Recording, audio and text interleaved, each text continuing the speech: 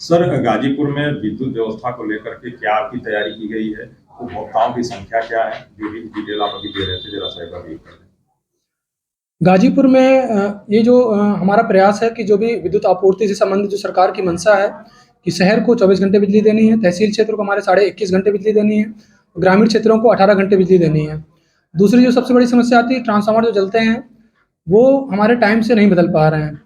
तो हमारा जो जो सरकार की व्यवस्था है कि जो शहरी क्षेत्र हैं, उसमें 8 घंटे के अंदर ट्रांसफार्मर बदलने चाहिए। तो हमारा ये प्रयास है कि सभी जो शहरी क्षेत्र में है और जल्दी ही हम लोग उसमें बदल सकें, 3-4 घंटे में ही करें या तो ट्रॉली ट्रांसफार्मर की व्यवस्था करें।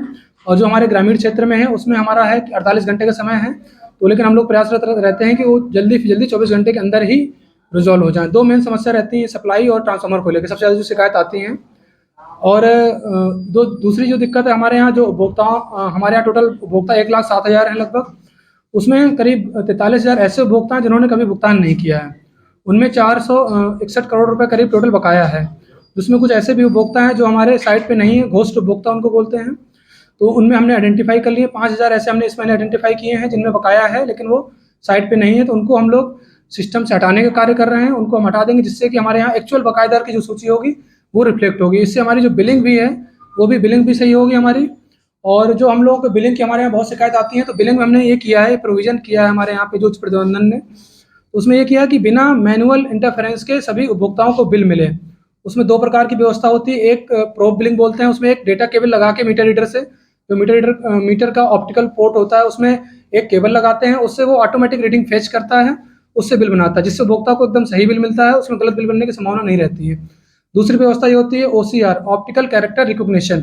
उसमें मीटर रीडर फोटो खींचता है मीटर की, उससे क्या होता है ऑटोमेटिक जो रीडिंग होती है उसको वो रीड करता है ऐप के माध्यम से, और वो जो रीडिंग रहती है उसी का बिल हमारा जनरेट हो जाता है, जिससे गलत बिल बनने की संभावना नहीं रहती है। तो उसमें हम लोगों ने मीटर रीडरों पे कड़ाई की है। अभी हमने 2 मीटर रीडर ऐसे थे जो बिना उसके बिल बना रहे थे, तो उनमें हम लोगों को उनको बर्खास्त किया है। और बाकी अभी हम लोग उसमें प्रयासरत हैं कि सबको विदाउट मैनुअल इंटरफेरेंस सबको बिल मिले।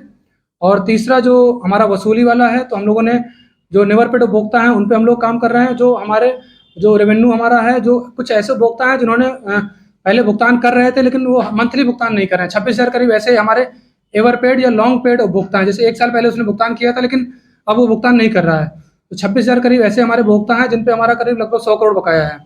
तो उन पे भी हम लोग अभियान चला रहे हैं, उन पे हम लोग कर रहे हैं। तीसरा ये है जो हमारे आरडीएसएस का काम हुआ था, तो आरडीएसएस का काम जो हमारे थी उनमें कमियाँ थी, कई जगह काम किया है, जो कार्य पूर्ण नहीं किए हैं उनकी हम लोग समीक्षा कर रहे हैं। जो कार्य हमारे फीडर पूर्ण करने थे उसको हम लोग जो जहाँ हाई लॉस एरिया में करना था, तो उन्होंने जहाँ मेन हाई लॉस एरिया पे नहीं किया है, मनमानी करी है, तो उसको हम लोग उनकी मनमानी पर रोक लगाएंगे। और जो काम है कार्य को जो भी हमारा था डीपीआर के अनुसार उसको पूर्ण कराया जाएगा। और आरडीएसएस का ये लक्ष्य था, आरडीएसएस का ये योजना ही थी, रिजल्ट लिंक्ड स्कीम थी ये। इसमें हमको इस स्कीम का मतलब ही था कि हम लोगों को इसमें परफॉर्मेंस देना है।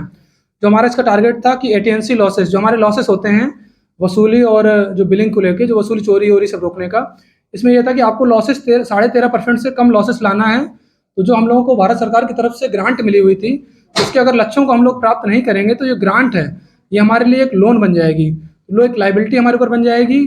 और क्योंकि ऑलरेडी यूपीपीसीएल बहुत ही घाटे पे है, तो और अगर एडिशनल लाइबिलिटी बनती है तो हम लोग बहुत दिन तक ऐसे सर्वाइव नहीं कर पाएंगे। तो हमारी एक एक कार्मिक की जिम्मेदारी है और सबका प्रयास है कि हम लोग जो बेंचमार्क आरडीएसएस योजना के तहत तय किए गए हैं उसमें हम लोग उसको प्राप्त करें। उसके लिए ज़रूरी है कि जो हमारे यहाँ आरडीएसएस के काम होने थे वो कार्य सारे सही ढंग से पूर्ण हों।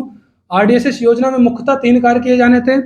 जो जर्जर तार वगैरह जो थे उनको हमारे यहाँ जो हाई लॉस एरिया के जो थे उनको बदलकर एबीसी बंच कंडक्टर डाला जाना था। और जहाँ कहीं भी बीच बीच में पोल जर्जर थे उनको पोल बदला जाना था।